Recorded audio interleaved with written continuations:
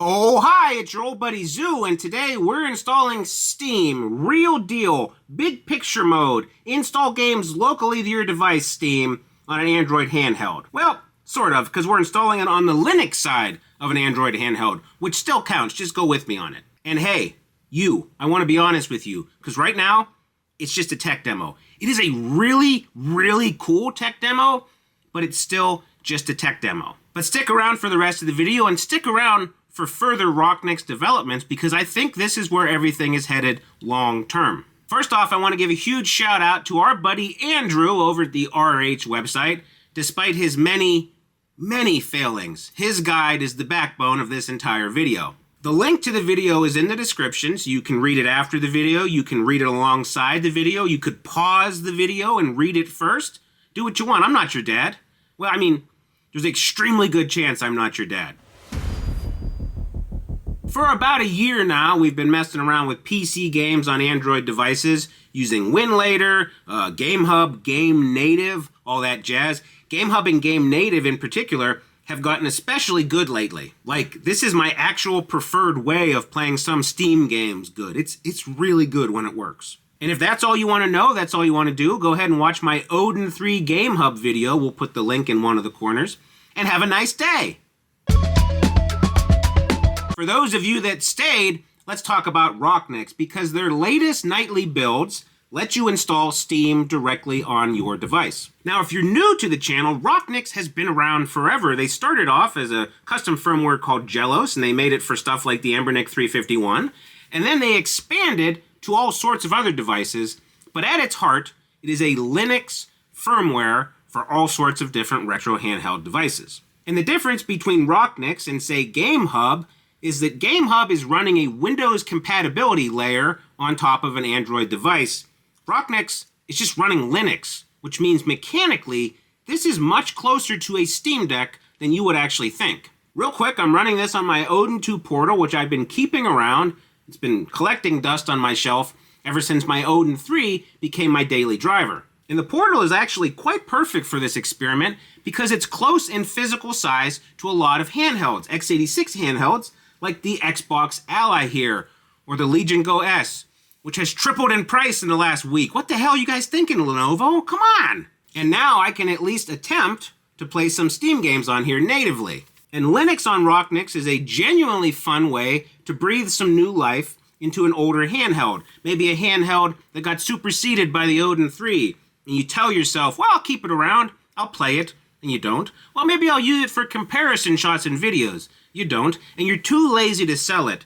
And so instead of letting it sit on a shelf, you can use it again. How about that? Now, if you don't have one, the Odin 2 Portals start for around $250, but because of Ram-pocalypse, Ramageddon, shipping is real bad, so you might have to wait a while. So if you don't already have one, or you don't already have one of the wide variety of devices supported, maybe by the time your device shows up, this will be much more stable. You gotta think of the positives. The magic ingredient with Rocknix here is the chipset, specifically the Qualcomm Snapdragon 8 Gen 2. If your handheld has that chip, you're in. Now that covers the Odin 2, the Odin 2 Mini, the Odin 2 Portal, the Thor, the Ioneo Pocket Ace, the DMG, the DS, the Evo, the Pocket S2K, and the Retroid Pocket 6. There's also 8 Gen 3 support, which gets you the Ioneo Pocket S2 and the Conquer Pocket Fit. And of course, there's the older x86 devices like the Retroid Pocket 5 and the Flip 2. I actually did a whole video on how to install Rocknix on the Retroid Pocket 5, and I will link to it as well as steal a bunch of footage from it. There's only so many times I can record, flash an image to an SD card footage before I start to lose my mind. And some might argue it's been gone for a while. All right, let's talk about installation from 30,000 feet. Your step-by-step stuff is going to be in Andrew's guide and in my previous video about the RP5. Right now, I'm just giving you the shape of the process, so you're not flying blind. Step 1, grab the Rocknix Nightly that matches your chipset. Download the image file and flash it to a freshly formatted SD card with the image burner of your choice. I use Win32 Disk Imager because it works most of the time. Use what you want, I don't care. Step 2, which is the big one, you have to flash the Rocknix ABL. Now this is a custom bootloader that lets the handheld boot from the micro SD card instead of from internal storage. Before you flash it, you should back up your stock ABL. You can do that by copying your Rocknix ABL folder from your SD card to internal storage. You're going to want to open Settings, which is under Handheld Settings on AYN or Retroid devices. And for Aya Neo stuff, just hit the Aya button. And then you're going to want to run the backup ABL script. Transfer those files to your PC. Put them somewhere safe. Don't put them in your downloads folder where you're going to delete them on accident in a couple months. You will be upset. Once you got your backup, you're going to want to go back into that settings and run the flash ABL script. Restart your handheld, hold volume down as it boots, and you land on the new Rocknix ABL screen. You're going to want to pick your device, switch the boot mode to Linux, then hit start, and you got Rocknix installed. Step 3, Steam. Once you're in Rocknix, you're going to want to make sure you're connected to the Wi-Fi, scroll over to Tools, and select Open Steam. It might take a hot minute. It might actually take 2 or 3 hot minutes or cold minutes, depending on where you live. But eventually you'll get to the login screen. So log in. I use my QR code on my phone, and then let your games populate. Remember at the very beginning of the video when I said this was just a tech demo? It's because a lot of your games are probably not going to work, at least right out of the bat. Some of your games will work, but a lot won't. But don't despair because it's getting incrementally better with every update. Case in point, when I first started, some of the games I tried to play just weren't responding to my control inputs. I had to go into the library, hit the controller icon, and directly enable Steam input. But for me at least, that hasn't really come up since the very first update, since the initial Steam release.